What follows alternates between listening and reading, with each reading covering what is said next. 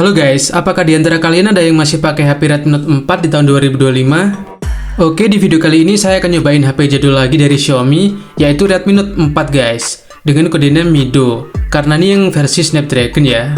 Jadi selain Snapdragon, Redmi Note 4 ini ada yang pakai MediaTek guys, yang kodenya itu nikel ya. Dan yang saya pegang ini warna silver dengan varian RAM 3GB dan internal memorinya 16GB guys. Tapi pertanyaannya, apakah HP ini masih layak dan masih nyaman untuk dipakai harian di tahun 2025 ini? Oke, tanpa berlama-lama langsung aja kita coba guys. Yang pertama kita mulai dari desain. Untuk desainnya ini khas Xiaomi banget ya, yang dimana masih menggunakan material metal dan masih memberikan kesan solid sampai sekarang. Dan untuk penempatan komponen, di sisi atas ada kamera utama yang beresolusi 13MP. Kemudian di tengah ada lampu flash, dan di bawahnya ada sensor sidik jari yang semua posisinya ini vertikal sejajar seperti ini.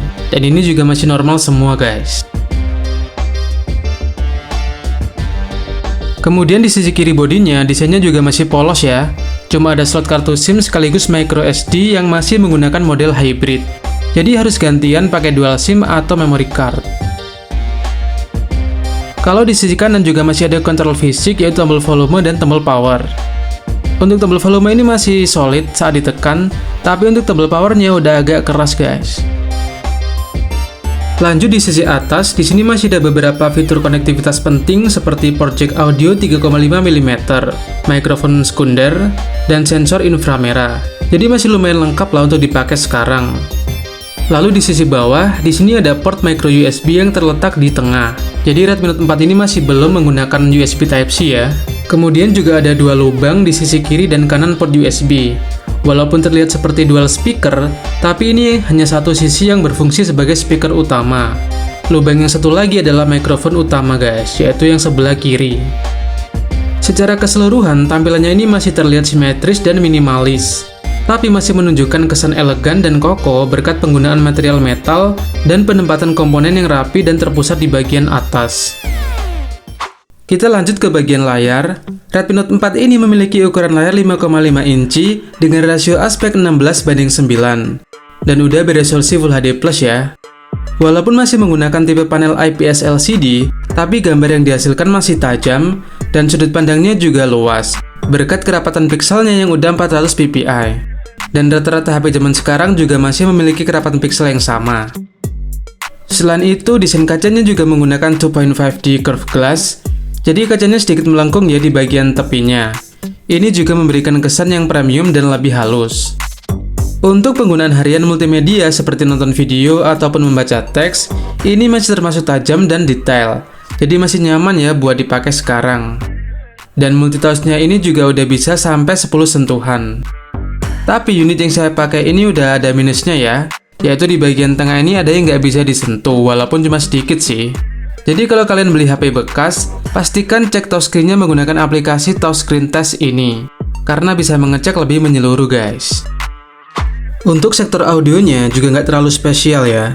Jadi cuma ada satu speaker di bagian bawah sebelah kanan, dan suara yang dihasilkan pun juga terkesan biasa aja.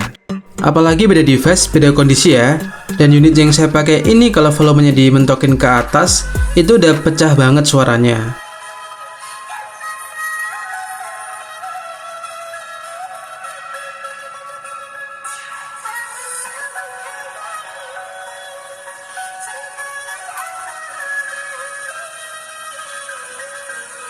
Tapi masih ada opsi lain untuk dengerin musik di HP ini, karena masih ada port jack audio 3,5 mm. Jadi bisa disambungkan ke speaker atau ke headset kabel. Walaupun sebenarnya masih ada Bluetooth ya, tapi sampai saat ini saya masih suka atau nyaman dengan yang perkabelan. Selanjutnya kita akan cek kameranya guys. Redmi Note 4 ini memiliki kamera utama 13MP dengan bukaan lensa f/2.0. Jadi udah tergolong sempit ya, dan akan kesulitan untuk menangkap cahaya. Sehingga gambar yang dihasilkan akan buram, apalagi kalau di malam hari atau di dalam ruangan guys. Untuk perekaman videonya mentok di 1080-30fps dan tidak ada stabilisasinya pastinya. Dan untuk standar di tahun 2025 ini sangat tidak layak ya, karena hasilnya akan buram, goyang, dan kualitasnya sangat kasar guys. Kalau kamera depan hanya memiliki resolusi 5 megapiksel, tidak ada lampu flash, jangankan untuk selfie guys, untuk video call aja ini sangat tidak layak ya.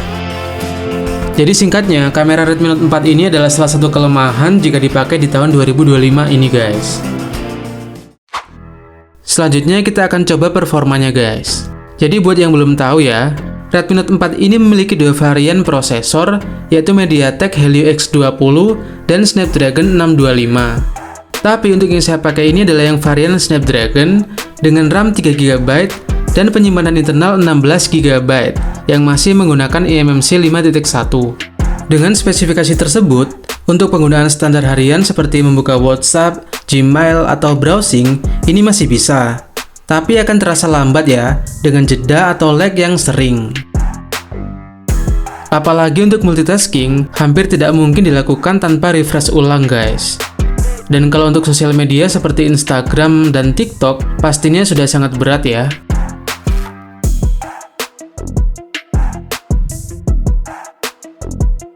Sistem operasinya juga sangat jadul dan tidak ada update keamanan atau fitur yang terbaru.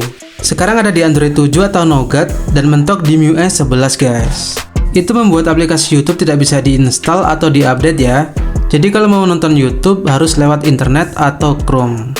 Tapi kalau kalian bisa oprek seperti UBL, install TWRP, kita bisa pasang custom ROM dengan Android yang terbaru guys. Dan di video selanjutnya akan saya buatkan tutorialnya ya. Jadi jangan lupa subscribe biar nggak ketinggalan. Lanjut, kalau untuk game, ini masih ada beberapa game modern yang masih ada di Play Store.